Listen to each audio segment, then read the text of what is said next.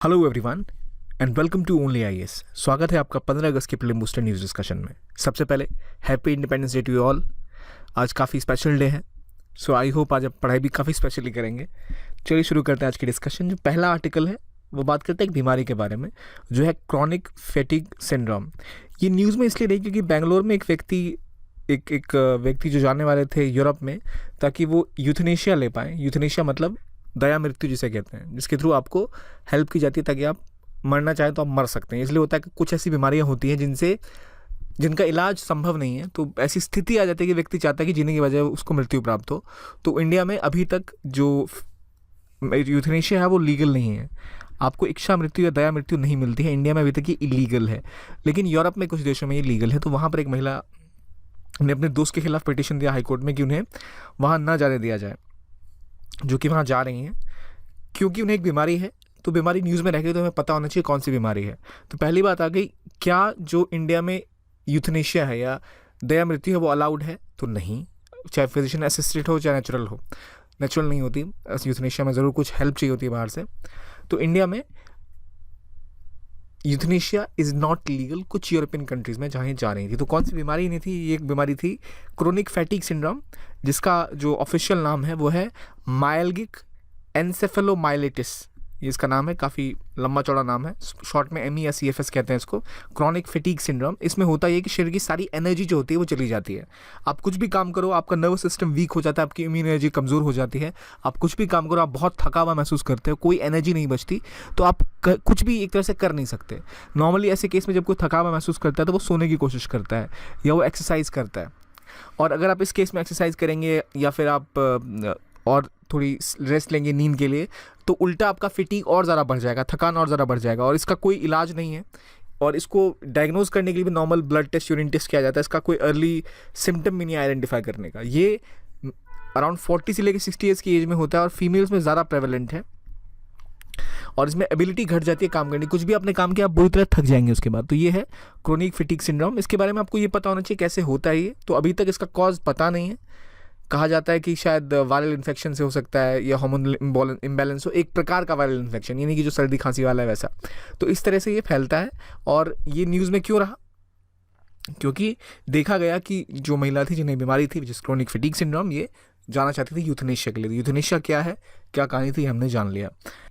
आगे बढ़ने से पहले मैं आपको इन्फॉर्म करना चाहूँगा कि हमारे जो 2 इंपॉर्टेंट प्रोग्राम्स अभी रन कर रहे हैं, एक उनमें है मार्क्स इंप्रूवमेंट प्रोग्राम। अगर आपको लग रहा है कि आपकी प्रिपरेशन अच्छी है पर आपको शेड्यूलिंग में दिक्कत आ रही है, आपको पता नहीं चल रहा कि भाई मैं टेस्ट कैसे लगाऊं, टेस्ट लगाने के बाद मेरे मार्क्स कैसे आ रहे हैं, कितने लेवल पे इंप्रूवमेंट की रिक्वायरमेंट है, या मेंस की आंसर राइटिंग कैसे की जाए, कहाँ से उसको एवेल्युएट कराया जाए, तो उन सभी प्रॉब्लम का एक इलाज है मार्क्स इंप्रूवमेंट प्रोग्राम, जहाँ पर आपको हर हफ्ते आपको पूरा शेड्यूल दिया जाएगा साल भर का, जिसमें आप एक हफ्ते प्रैक्टिस करेंगे, पढ़ेंगे, वीकेंड पे टेस्ट लगाएंगे, आपकी मेंस की कॉपी इवेलुएट होगी, प्रीलिम्स की भी इवेलुएट होगी। उसके हिसाब से आपको रिक्वायरमेंट हो तो आप मेंटोरशिप्स ले सकते हैं, मेंटोर से बात कर सकते हैं जो आपको गाइड करेंगे, बताएंगे क्या दिक्कत आपके प्रोफाइल में रह रही है, कहाँ आपको इंप्रूव करने की ज़रूरत है। Just like 47 prelims test, GS plus CSAT, 49 mains test, सारी कॉपीज इवेलुएट होंगी, आपको सेक्शनल और रिविजन टेस्ट दिए जाएंगे। तो ये आप ज्वाइन कर सकते हैं। और अगर आपको लग रहा है कि आप एक कोर्स करना चाहते हैं जहाँ आपको बेसिक लेवल से लेके मेंस इंटरव्यू तक सब कुछ कवर करा जाए, तो वो है आपका प्रारंभ प्रोग्राम हमारा, जो एक फाउंडेशन कोर्स है 2023 के लिए रन कर रहा है। ऑनलाइन ऑफलाइन दोनों ही प्लेटफॉर्म पे अवेलेबल है। तो जहां आपको पूरा शेड्यूल क्लासेस सब प्रोवाइड किया जाता है। It's a full on course. हम कोशिश करते हैं कि आपकी रूट से पिनाकल तक की पूरी तैयारी इसमें कराई जाए। इसमें हर चीज़ इंक्लूड होती है। तो ये 2 कोर्स अगर आप चाहें तो आप ज्वाइन कर सकते हैं। चलिए आगे बढ़ते हैं। आगे की बात आती है वो है एक्सरसाइज उदार शक्ति। एक्सरसाइज उदार शक्ति किस किस देशों के बीच में हो रही है? तो इंडियन एयरफोर्स और मलेशियन एयरफोर्स के बीच में हो रही है, विच इज़ उदार शक्ति। और क्यों होती है एक्सरसाइज? तो एक्सरसाइज इसलिए होती है ताकि इंटर ऑपरेबिलिटी बढ़ सके देशों के बीच में, ताकि उन्हें पता लग सके कि सामने वाले का सिस्टम कैसे काम करता है थोड़ा बहुत, कि अगर कभी साथ में ऑपरेट करना पड़ गया, एक तो इंटर ऑपरेबिलिटी बढ़ती है, जैसे डिजास्टर आ गया, उन्हें सपोर्ट चाहिए एक दूसरे का। दोनों के अलग तरह के शिप्स हैं, अलग तरह के जो एयरप्लेन्स हैं, एयरक्राफ्ट्स हैं, उन्हें साथ काम करना, तो पहले से काम किया होगा तो एक अवेयरनेस रहती है उस इंटरऑपरेबिलिटी को बढ़ाने के लिए। फिर ये कॉन्फिडेंस बिल्डिंग मेजर भी होता है कि देशों के बीच में एक समन्वय बनता है, एयरफोर्सेस के बीच में, सेनाओं के बीच में। तो इसलिए ये चीज़ हो रही है। तो कहाँ पर हो रहा है ये एक्सरसाइज उदार शक्ति, किस किस देशों के बीच में हो रहा है, ये इंपॉर्टेंट। ये एक्सरसाइज इंडिया और मलेशिया के बीच में हो रही है। इसके अलावा एक इनका बायलैटरल जॉइंट मिलिट्री एक्सरसाइज है जो कि कहलाता है हारीमाओ शक्ति। हारीमाओ शक्ति और उदार शक्ति दो नाम है किसके साथ, जो मलेशिया के साथ इंडिया के होते हैं मिलिट्री और एयरफोर्स के जॉइंट एक्सरसाइजेज, उसके बारे में। अगला आर्टिकल बात करता है अरविंदो घोष के बारे में। अरविंदो घोष की इस बार 150वीं सालगिरह है, ये भी 15 अगस्त को ही पैदा हुए थे। अरविंदो घोष का एक बड़ा रोल रहा स्पिरिचुअल मूवमेंट में भी और इंडिपेंडेंस मूवमेंट में भी। अरविंदो घोष के बारे में अगर कहा जाए तो श्री अरविंद जिन्हें कहा जाता है, श्री अरविंदो या योगी अरविंदो, ये इनिशियल फेज में एक रेवोल्यूशनरी थे, अनुशीलन समिति से जुड़े हुए थे। अलीपुर कॉन्स्पिरेसी केस जब चला था तो इनके खिलाफ चला था, उनमें नामजद थे ट्रीजन के लिए। और धीरे धीरे इन्होंने अपनी धारा बदली और बाद में ये स्पिरिचुअलिज्म की तरफ चले गए थे। तो उन्होंने फिर आगे जाकर जब ये पौंडीचेरी में शिफ्ट हो गए, जिसे हम पुदुचेरी अब कहते हैं, वहाँ पर उन्होंने इंटीग्रल योगा, एक बुक है लाइफ डिवाइन जो उन्होंने इंटीग्रल योगा के ऊपर लिखी है, लाइफ डिवाइन। सावित्री एक इनका पोएम का कलेक्शन भी है। मगर सबसे इंपॉर्टेंटली ये जो न्यूज़पेपर पब्लिश करते हैं शुरुआती दिनों में, उसका नाम था वंदे मातरम। और एक बहुत बड़े प्रोपोनेंट थे ये पूर्ण स्वराज के। जिस पीरियड ऑफ टाइम में कांग्रेस बातें कर रही थी कि हमें थोड़े से रिबेट्स मिल जाए, थोड़ा सा कंसेशन मिल जाए, उस समय में ये बात करते थे हमें पूर्ण स्वराज की बात करनी चाहिए, complete independence is the only way for India. और इसलिए कांग्रेस के पूर्ण स्वराज की डिमांड से पहले ही सबसे पहले कोई व्यक्ति थे जिन्होंने इसकी डिमांड की थी, वो थे अरविंदो घोष। तो जब वो इंग्लैंड से आए थे तो उस समय स्टेट सर्विस ऑफिसर बने थे 1893 में। उसके बाद बड़ौदा के कॉलेज के प्रोफेसर बने और उसके बाद उन्होंने रेवोल्यूशनरी सोसाइटी ज्वाइन करी, जैसे मैंने बताया, अनुशीलन समिति, फिर अलीपुर कॉन्स्पिरेसी केस वन के खिलाफ। बाद में इन्होंने उसी टाइम में जो वंदे मातरम न्यूज़पेपर है वो लॉन्च किया और एक बड़ा रोल निभाया था जो उस समय में रेवोल्यूशनरी एक्टिविटीज़ थी उसके ऊपर इन्होंने, और पूर्ण स्वराज की डिमांड शुरू से की। बाद में रिटायर हो गए थे, पुदुचेरी शिफ्ट हो गए, वहाँ इन्होंने योगा और सिंथेसिस ऑफ योगा जैसी इंपॉर्टेंट किताबों पे काम किया और एक फिलोसॉफिकल मैगजीन आर्य पर भी काम करने उन्होंने शुरू किया था। इनकी मृत्यु 1950 में हुई थी। तो ये था अरविंदो घोष। आगे बात करें तो एसेंशियल कमोडिटीज़ एक्ट की बात आती है। एसेंशियल कमोडिटीज़ एक्ट असल में पहले ये बताइए कौन जो है मिनिस्ट्री जो इसे अप्लाई करती है, तो वो मिनिस्ट्री है ministry of consumer affairs, food and public distribution. ये मिनिस्ट्री लोग अक्सर नज़रअंदाज कर देते हैं क्योंकि आप इतना याद रखेंगे ministry of consumer affairs, food and public distribution भी इसका पार्ट है। तो ये अगर आपको याद रहे कि हाँ जो कंज्यूमर मिनिस्ट्री है, कंज्यूमर अफेयर्स मिनिस्ट्री, वही फूड और पब्लिक डिस्ट्रीब्यूशन भी देखती है, तो ऐसे क्वेश्चन इजीली आपको याद रहेंगे। अच्छा, ये मिनिस्ट्री की ये चीज़ की बात हो रही है तो ये मिनिस्ट्री के अंतर्गत ये आता होगा। तो ministry of consumer affairs, food and public distribution he essential commodities act को इन्वोक करती है। क्या है भाई एसेंशियल कमोडिटीज़ एक्ट? तो नाम से ही क्लियर है कि जो चीज़ें, जो ऐसी वस्तुएं हैं, जो कमोडिटीज़ हैं जो बहुत महत्वपूर्ण है, जिसकी कमी हो गई हो देश में, उनको कहते हैं एसेंशियल कमोडिटीज़ एक्ट के अंदर उनको आप ला सकते हैं। जैसे अभी अगर प्याज की कमी हो गई या चीनी की कमी हो गई तो वो कहेंगे इस चीज़ के ऊपर अब एसेंशियल कमोडिटी एक्ट लग गया, तो कोई भी व्यापारी, कोई भी बिजनेसमैन इसको फ्रीली यूज़ नहीं कर सकता मार्केट में। देखिए जनरली ये होता है कि कोई भी सामान अगर आप खरीद रहे हैं, लेट्स से आप सेब खरीद रहे हैं, आप या आप लेट्स से चीनी खरीद रहे हैं, तो आप जितना चाहे चीनी खरीद सकते हैं, बेच सकते हैं, स्टॉक कर सकते हैं। लेकिन अगर ऐसा सिनेरियो आए कि देश में लगे कि चीनी के दाम बहुत ज़्यादा बढ़ रहे हैं और चीनी को लोग कुछ लोग जमाखोरी कर रहे हैं, जमा कर रहे हैं सब कुछ, और फिर उसको जब दाम बढ़ जाएगा तब बेचेंगे, तो एक शॉर्टेज क्रिएट किया जा रहा है, उसको रोकने के लिए ये एक्ट लगाया जाता है। उसके बाद गवर्नमेंट कंट्रोल कर सकती है कितना स्टॉक आप रख सकते हैं अपने फैक्ट्री में, कितना प्रोडक्शन होगा, कौन कितना ले जा सकता है, कोई प्राइवेट कंपनी कितना खरीद सकती है। तो ये लगाया जाता है जब ऐसी कमियां आती हैं। अभी जो दालों का दाम है बहुत ज़्यादा बढ़ गया है, तो तूर दाल की जो कीमतें हैं वो बढ़ती जा रही हैं। तो गवर्नमेंट ने इस कदम उठाया ताकि तूर दाल की कीमतें कंट्रोल हों। तो इससे होगा क्या, होल्डिंग रुकेगी, ब्लैक मार्केटिंग रुकेगी और प्रोडक्शन को लेकर ट्रांसपेरेंसी आएगी कि भाई कहाँ जा रही है दालें जो इतना बन रही हैं, इंपोर्ट होकर आ रही हैं। तो कोई कंपनी ऐसे इंपोर्ट करा के दाल, कोई प्रोडक्शन ओनर अपने रखते अपने गोदाउन्स में और सिर्फ 50 किलो निकाले हर हफ्ते, तो उसकी बहुत ज़्यादा दाम उन्हें मिलेंगे। तो उसको रोकने के लिए किया जाता है ये। और इस समय में जब 1955 में ये पास किया गया था तो तब आपको याद है इंडिया फूड सफिशिएंट नहीं था, तो ऐसा कई जगह चावल दाल जैसी चीज़ों पर भी ये लगाया जाता था, चावल और गेहूं के ऊपर भी। अभी तो उड़द दाल के ऊपर लगाया गया है। अगर आपसे पूछा जाए तो क्या रिक्वायरमेंट है किसी चीज़ की to form under essential commodity act, there is no defined you can say meaning of what is essential commodity. कोई भी चीज़ शेड्यूल में गवर्नमेंट चाहे तो ऐड कर सकती है, उन्हें लगा कि ज़रूरत है इसको अभी एसेंशियल कमोडिटी में ऐड करने की। सेंट्रल गवर्नमेंट के पास ये पावर है, ना कि स्टेट गवर्नमेंट के पास, याद रखिए। तो पब्लिक इंटरेस्ट में वो चाहे तो किसी भी कमोडिटी को मोर और लेस वो एसेंशियल कमोडिटीज एक्ट में डाल के उसे रेगुलेट कर सकते हैं। तो ये किया जाता है महंगाई कंट्रोल करने के लिए, प्रोडक्शन डिस्ट्रीब्यूशन को कंट्रोल करने के लिए, ठीक है।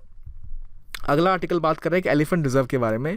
अगस्थियार मलाय एलिफेंट रिजर्व, ये अगस्त्यरमलाई एलिफेंट रिजर्व कहाँ पर बनाया गया है? तमिलनाडु में। तमिलनाडु में ये 5th एलिफेंट टाइगर रिजर्व है और अभी तक इंडिया में ऑलमोस्ट 32 एलिफेंट टाइगर रिजर्व्स हैं और एक मेजर एलिफेंट की कंट्री इंडिया है ही, जहाँ बहुत सारे हाथी पाए जाते हैं, लेकिन उनके रिजर्व्स के लिए भी एक मेजर रोल इंडिया प्ले कर रहा है। 32 जो है खोला गया है पिछले 3 सालों के अंदर। डांडेली एलिफेंट रिजर्व कर्नाटका में, सिंगपन एलिफेंट रिजर्व नागालैंड में और लेमरू एलिफेंट रिजर्व छत्तीसगढ़ में खोला गया। तो ऑलमोस्ट 76,000 किलोमीटर्स का एक एरिया है जो कि इंडिया के फॉरेस्ट एलिफेंट रिजर्व के अंदर आता है, जिनमें स्पेसिफिकली अगस्त्यरमलाई के आने के बाद इंडिया में अराउंड 1000 स्क्वायर किलोमीटर और जुड़ गया है इन प्रोटेक्टेड लैंड्स। इसके अलावा इंपॉर्टेंट चीज़ें जो है कि ये कहाँ पर बनाया गया है, ये जो अगस्त्यरमलाई एलिफेंट रिजर्व है किस राज्य में? ये तमिलनाडु में, ये आपको याद होना। वर्ल्ड एलिफेंट डे भी 12 अगस्त को मनाया गया था। तो ये क्यों मनाया जाएगा? क्योंकि अवेयरनेस फैले जानवरों के बारे में, और स्पेसिफिकली हर जानवर के बारे में हम एक अवेयरनेस मंथ मंगाते हैं जो बड़ा इंपॉर्टेंट रोल प्ले करता है इकोलॉजी में। Elephant being a very very prominent species. तो कंजर्वेटिव स्टेटस का क्या ये जान लेते हैं। IUCN की रेड लिस्ट में आपको पता है एशियन अफ्रीकन जो प्रमुख 2 तरह के एलिफेंट होते हैं। अफ्रीकन फॉरेस्ट एलिफेंट जो है क्रिटिकली एंडेंजर्ड है, सवाना अफ्रीकन एलिफेंट एंडेंजर्ड है और Asian elephant is also endangered. CMS के अपेंडिक्स 1 में आता है और schedule 1 wild life protection act 1972 के अंदर भी एलिफेंट को रखा जाता है। इंडिया में एलिफेंट को लेके कई सारे प्रोग्राम चलाए जा रहे हैं, जिससे गज यात्रा निकाली जाती है ताकि अवेयरनेस बढ़े एलिफेंट्स के बारे में। फिर माइक प्रोग्राम है जिसमें इंटरनेशनल कोलैबोरेशन है ताकि जो हाथियों की किलिंग्स हो रही है, पोचिंग हो रही है, कुछ लोग उन्हें टेस्ट के लिए मारते थे, कुछ उनके चमड़े के लिए, तो उसको रोकने के लिए एक माइक प्रोग्राम लॉन्च किया गया था। फिर एक प्रोजेक्ट एलिफेंट है ताकि एलिफेंट को उनके नेचुरल हैबिटेट में बचाया जा सके, ये 1992 में लॉन्च किया गया था। फिर एक प्रोग्राम था लॉन्च किया गया था ताकि जो एलिफेंट रेलवे ट्रैक्स पे जिनकी मृत्यु हो जाती है उनको बचाने के लिए, ताकि वो वहाँ पर ना आए जब ट्रेन आ रही हो। इस पर एक क्वेश्चन भी आया था 2020 में with reference to Indian elephant. Leader of an elephant group is a female, maximum gestation period is about 22 months, elephant can normally go on calving till the age of 40 years only. Among the states in India the highest elephant population is in Kerala. अगर आपको पता है तो केरला की जगह यहाँ कर्नाटका होगा। चौथा स्टेटमेंट इज रॉन्ग, उस हिसाब से एलिमिनेट करेंगे तो ये गया और ये गया, बचे आपके पास 2 ऑप्शन 1 and 2 and 3 ओनली। और अगर आपको जानकारी है तो ये थर्ड वाला ओनली जहाँ लगा हुआ है एक्सट्रीम स्टेटमेंट है। मैं बार बार कह रहा हूँ एक्सट्रीम स्टेटमेंट जहाँ भी हो उस क्वेश्चन को आप बार बार देखिए कि एक्सट्रीम स्टेटमेंट लग रहा है, इसका मतलब हो सकता है ये गलत हो, तो वहाँ पर आप दिमाग ज़्यादा लगाइए। ज़रूरी नहीं है कि हर बार गलत होगा, पर ये आपका ध्यान खींचना चाहिए एक्सट्रीम स्टेटमेंट है ओनली, क्या सिर्फ ये होता है यहाँ, ये स्टेटमेंट भी सही नहीं है। तो 1 and 2 is the correct answer which is your option A. तो ये क्वेश्चन आया था, इस तरह से आप प्रिपेयर करें कि एलिफेंट को रिजर्व्स के मामले में कहाँ पर अभी नया रिजर्व खुला है, तो क्या स्टेटस है अभी लेट्स एलिफेंट का, किन राज्यों में ज़्यादा एलिफेंट मिलते हैं, ऐसे क्वेश्चन आपसे पूछे जा सकते हैं। अगला क्वेश्चन आ रहा है अटल पेंशन योजना के बारे में। अटल पेंशन योजना जनरली एक पेंशन योजना है जिसको एक लॉन्च 2015 में किया गया था ऐसा सोशल सिक्योरिटी, जिसके अंदर 1000 से लेके 5000 तक आपको पेंशन मिलती अगर आप इस योजना में एनरोल होते, जो अनऑर्गेनाइज सेक्टर के लोगों के लिए लॉन्च किया गया था, जिनकी लो। इसकी जो लिमिट थी क्या थी, 18 से लेके 40 साल तक का कोई भी व्यक्ति जाके ये एक किसी पोस्ट ऑफिस के बैंक में या अकाउंट में या फिर एक बैंक के अकाउंट में सेविंग अकाउंट खुलवा सकता है, जहां वो अटल पेंशन योजना लागू करेंगे तो आप फिर हर महीने कुछ कंट्रीब्यूट करेंगे, जिसमें पहले 5 साल सेंट्रल गवर्नमेंट भी को कंट्रीब्यूटर होगी, वो भी आपके अकाउंट में ऐड करेगी चीज़ें। फिर आप 60 साल के जब हो जाएंगे, याद रखिए अकाउंट खुलवाने की एज है 18 से लेकर 40 तक और मिलने की एज है 60 के बाद। 1000 से लेकर 1000 के 5000 के बीच में पेंशन मिलेगा, डिपेंडिंग अपॉन आपने कितना कंट्रीब्यूट किया है। 40 साल तक ही अटल पेंशन योजना की लिमिट होती है। अब जो गवर्नमेंट ने चेंजेस किए हैं वो ये किए हैं कि अटल पेंशन योजना उसी के ऊपर लागू होगी जो अनऑर्गेनाइज सेक्शन में है, प्लस जो इनकम टैक्स रिटर्न्स फाइल नहीं करते, इनकम टैक्स जो पे नहीं करते, इनकम टैक्स पे करने वालों को इससे बाहर रखा गया है। इसका मतलब आपके पास इतना पैसा है कि आप टैक्स पे कर रहे हैं तो आपको इसकी रिक्वायरमेंट नहीं है। आपको जो चीज़ें पता होनी चाहिए, अटल पेंशन योजना क्या है। 18 से 40 इसकी एंट्री एज है, 60 साल इसकी एज है जब से आपको पेंशन मिलना शुरू होता है। अगर आपकी मृत्यु हो गई और आपका अमाउंट बाकी है तो वो आपकी स्पाउस को मिलेगा। वाइफ है तो वाइफ की मृत्यु होगी तो हस्बैंड को, हस्बैंड की मृत्यु होगी तो वाइफ को, और अगर तब भी दोनों की मृत्यु हो जाती है और कुछ पैसा बच रहा है तो आपके नॉमिनी को मिलता है। अटल पेंशन योजना वही लोग लाभ ले सकते हैं जो कि किसी और सोशल सिक्योरिटी स्कीम के अंतर्गत नहीं है। अब ये चीज़ें ऐड की गई हैं मिनिस्ट्री ऑफ फाइनेंस के द्वारा कि जो लोग इनकम टैक्स भर रहे हैं वो इसके अंदर ऐड नहीं होंगे। तो अटल पेंशन योजना किसको टारगेट कर रही थी, अनऑर्गेनाइज सेक्टर को, लो इनकम ग्रुप्स को, जिनके पास कोई ऐसा सोशल नेट कवर नहीं है जो उनको बचा पाए बुढ़ापे में। तो ये उस चीज़ के लिए स्टार्ट हुई थी। कौन इसको एडमिनिस्टर कर रहा था, किसके अंतर्गत आ रही थी, तो PFRDA जो एक बॉडी है जो इसको देख रही थी, which is pension fund regulatory and development authority, ये एडमिनिस्टर करती थी इसको। सभी राज्यों और यूनियन टेरिटरी को कवर किया जा रहा था, सभी बैंक होल्डर्स के लिए खुला हुआ था। ये हो गई बात। कितने साल तक सेंट्रल गवर्नमेंट ऐड करी थी, तो 5 साल के लिए। अब चेंजेस आ गए हैं कि 1 अक्टूबर 2022 के बाद केवल जो इनकम टैक्स पे नहीं कर रहे हैं, केवल वही इसका फ़ायदा उठा सकते हैं। तो जिन लोगों ने ऑलरेडी ले रखा है उनका क्या होगा, उनको उनके पैसे जो एक्यूमुलेट हुए हैं वो वापस मिल जाएगा।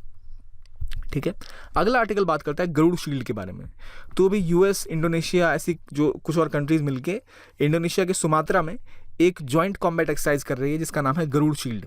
तो गरुड़ शील्ड का डिमांड नाम सुनते आपको लगेगा शायद कोई इंडिया की ये एक एक्सरसाइज है, तो नहीं, ये इंडिया की नहीं, यूएस, इंडोनेशिया और बाकी कंट्रीज़ कर रही हैं।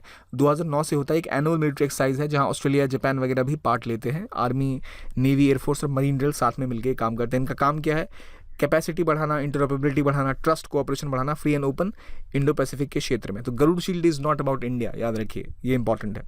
फिर अगला इंपॉर्टेंट आर्टिकल बात करता है ज़ेपोरिज़िया न्यूक्लियर प्लांट के बारे में। तो इंपॉर्टेंट चीज़ जो ये है कि ज़ेपोरिज़िया न्यूक्लियर प्लांट कहाँ पर है, तो ये यूरोप में यूक्रेन में है। और यूक्रेन ने और रशिया ने एक दूसरे के ऊपर आरोप लगाया कि इन्होंने इस न्यूक्लियर प्लांट के ऊपर शेलिंग करी, यानी बम गिराए हैं। न्यूक्लियर पावर प्लांट पे आप बम गिराएंगे तो क्या हो सकता है, दुर्घटना आपको पता ही है। तो ये आरोप दोनों पे लग रहे हैं। तो हमें पता होना चाहिए कि ये कहाँ पर है nuclear plant, Zaporizhzhia nuclear plant, which is in Ukraine, और ये किस नदी के किनारे है। तो वो नदी है नीपर। नीपर नदी कहाँ बहती है ये भी आपको आइडिया लग गया, यूक्रेन में बहती होगी, तभी तो वहाँ ये उसके किनारे है। तो ये सोवियत इरा की बनी हुई 6 रिएक्टर्स है, और ये दुनिया के टॉप 10 जो बड़े न्यूक्लियर प्लांट्स हैं उनमें से एक है। तो इसके ऊपर बहुत ज़्यादा खतरा मंडरा रहा था कि अगर कुछ भी होता है दिक्कत आती है। कहा जा रहा है, यूक्रेन ये कह रहा है कि रशिया ने इसके ऊपर बमबारी की ताकि वहाँ की इलेक्ट्रिसिटी कट हो जाए, और रशिया कह रहा है कि यूक्रेन ने खुद ही से ऐसा किया है। तो इन दोनों के बीच में ये चल रहा है। इंपॉर्टेंट चीज़ ये है कि यहीं पर चेर्नोबिल भी है जो बंद हो चुका है। चेर्नोबिल फेमस, जहाँ पर न्यूक्लियर एक्सीडेंट हुआ था, और वो यूक्रेन में ही है। तो यूक्रेन रशिया का जो युद्ध है वो अभी तक खिंच ही रहा है। तो ये उससे रिलेटेड न्यूज़ थी। अगला आर्टिकल बात करता है ओंगोल कैटल ब्रीड के बारे में। ओंगोल असल में एक गाय की एक ब्रीड है, जिसे इंडियन जो काउ ब्रीड्स होते हैं कहते हैं बॉस इंडिका। तो बॉस इंडिका की फेमस ब्रीड है ओंगोले। ओंगोले की खास बात ये है कि बहुत ज़्यादा ये एक मिल्च एनिमल है, जो कि जब ड्राउट सिनेरियो होता है तब भी बहुत अच्छे से ज़्यादा दूध देती हैं, जब सूखा कुछ आ जाता है। या फिर इनमें और जो विदेशी ब्रीड होती हैं जिन्हें हम जर्सी काउस कहते हैं, उनमें डिफरेंस ये है कि इंडियन गाय जो होती है वो मिल्च होती हैं, मिल्च काउस। वो यहाँ के एनवायरनमेंट में यहाँ की हीट को और यहाँ के जो खाना है उसको अच्छे से यूज़ कर सकती है, उसमें अच्छे से रह सकती है। अगर आप किसी विदेशी ब्रीड को लाते हैं तो उनका प्रोडक्टिविटी ज़्यादा होता है, ज़्यादा दूध देती हैं, लेकिन उनको आपको गर्मियों में कूलर देना पड़ता है, अच्छे से साफ़ सफाई करनी पड़ती है। उनका जो उनको अनाज दिया जाता है खाने के लिए, जो उनका खाना होता है, वो विशेष तौर पर कुछ चीज़ें ही खाती हैं, सब कुछ नहीं खाती। जो इंडियन काउस है वो नॉर्मल घास भी खा लेती हैं, या जो फसलों की बची हुई हस्क होती है वो भी उन्हें खिलाया जाता है। बाहर की गायें भी खाती हैं, पर उनको विशेष ध्यान रखना पड़ता है। Indian breed are known for their tenacity, काफ़ी स्ट्रांग होती है वो। तो आंध्र प्रदेश की ये एक ब्रीड है, जो प्रकाशम डिस्ट्रिक्ट है वहाँ का है ये ओंगोल। और ये बहुत ज़्यादा जाना जाता है दुनिया भर में, क्योंकि इनके दूध में काफ़ी ज़्यादा A2 मिल्क जिसे कहते हैं, जब खरीदने जाता है अभी 160 रुपये लीटर है वो। काफ़ी ज़्यादा अच्छा दूध की वैरायटी मानी जाती है वो।